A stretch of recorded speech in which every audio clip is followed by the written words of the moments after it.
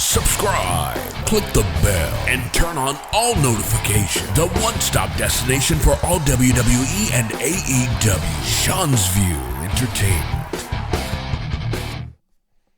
And welcome to the morning installment of The Brash and the Brazen, where we keep you in the know on the hottest, the latest, the greatest, the newest, the most definitive in WWE. This is your number one place to be, and we are just hours away from the second ever Monday Night Raw on Netflix. But obviously, tragedy has taken not a backseat, because obviously this tragedy and this travesty and this miscarriage of justice and these wildfires are really taking on a story of its own, and it involves, AEW stars, WWE stars. It involves them in the fact of, travel, it getting in the way, dismissals of events, cancellation of events. Obviously, this has had a big detriment on a lot of different variables in the world of professional wrestling. Not only has it affected the lives of WWE wrestlers and normal people, average people like me, perhaps maybe like you, but also famous people. Celebrities, pets, animals, really this has taken a hell of an effect on the world. And again, a lot of different things are affected by this, and it's a horrible thing. It's something that some say this could have been avoided. Some say this didn't need to happen. They always talk about, population control, and the hell and the carnage, the mayhem that these wildfires have produced has really gotten in the way of life, sports, wrestling. The NFL has even been affected by this. Some wrestling companies have had to move from one state to another state. It's been completely chaotic, viewers. It has been absolutely insane. And in the midst of all this, there is a massive death. There is a major death in the world of professional wrestling that we do have to talk about, and that we are going to bring up, and quite frankly, that we are going to address, because this is the very best. Remember to update my channel, and I want all of you to set a reminder. I would like all of you to set a reminder on your watch, on your cell phone, your laptop, your desktop. But right now, we got a major report coming out. Before we get into the death and the wrestler here, we got a major report coming out on the game Triple H.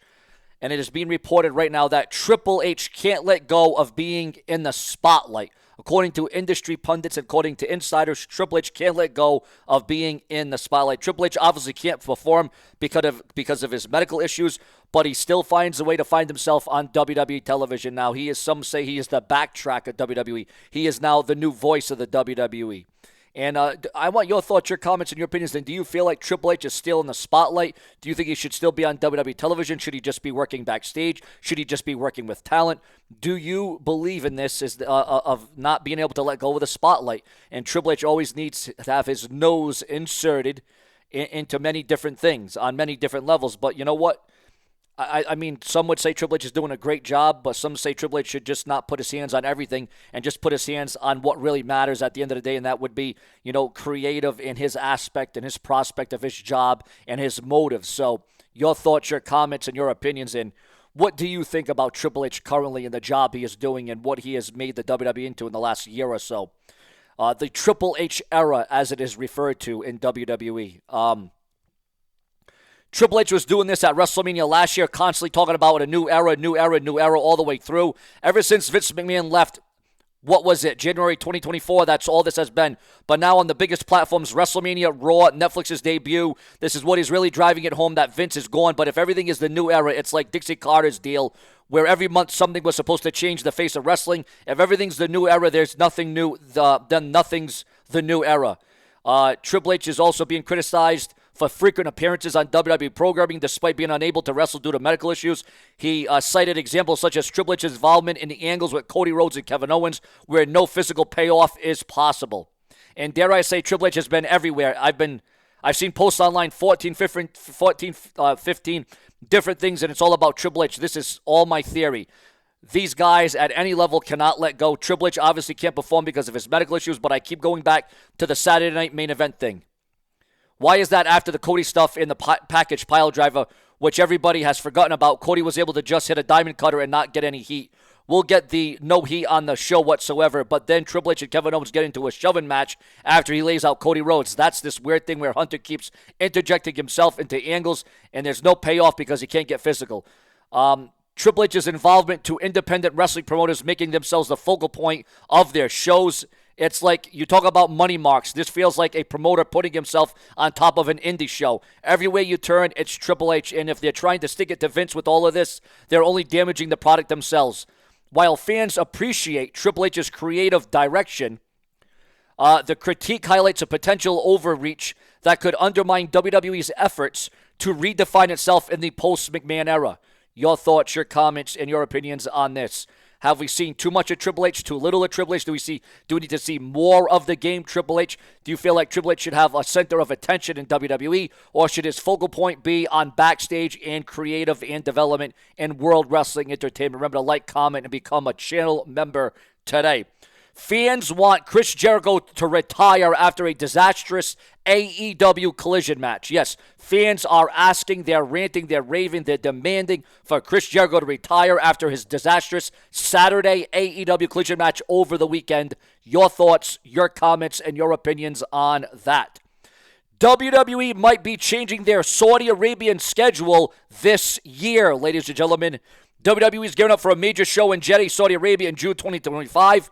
But the WWE might be changing their Saudi Arabia PLE schedule this year. And as we all know, the Royal Rumble for the first time in history will be going outside of the United States in 2026, that being next year. Also, Mr. RVD, Mr. PPV, Rob Van Dam doesn't understand why Hulk Hogan being booed is actually a big deal. This has been going on for the better part of 3 years now. And why was Raw on Netflix any different?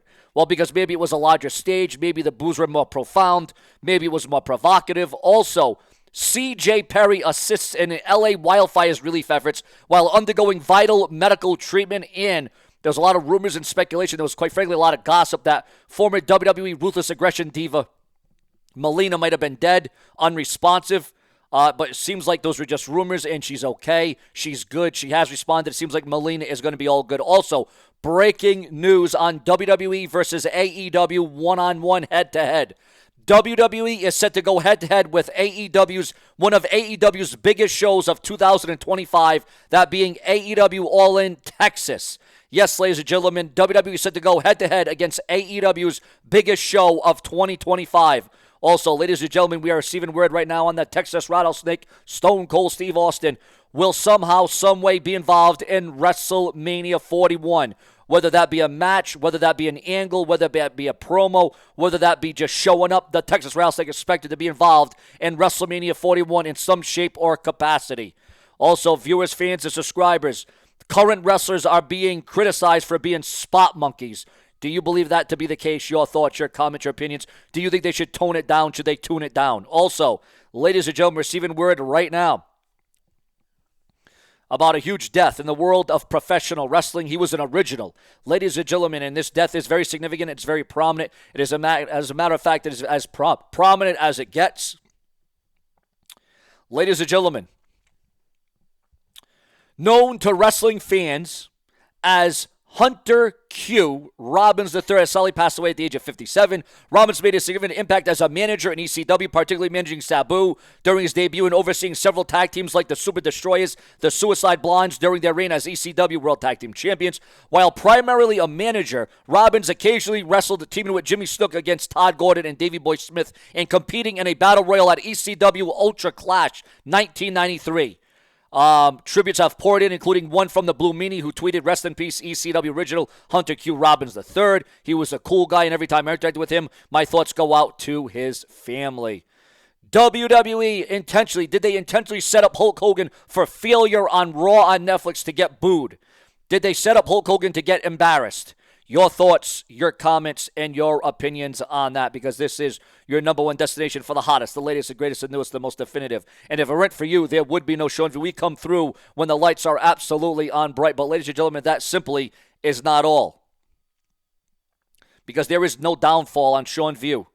Because ex-WWE star Matt Riddle has signed an exclusive deal with Major League Wrestling, pretty much saying that he ain't signed with WWE now. Also, RVD teases a potential appearance at WrestleMania 41 in Las Vegas. Plenty more to come, many more uploads to come every day and in every way. Hourly content for WWE fans like you. Subscribe.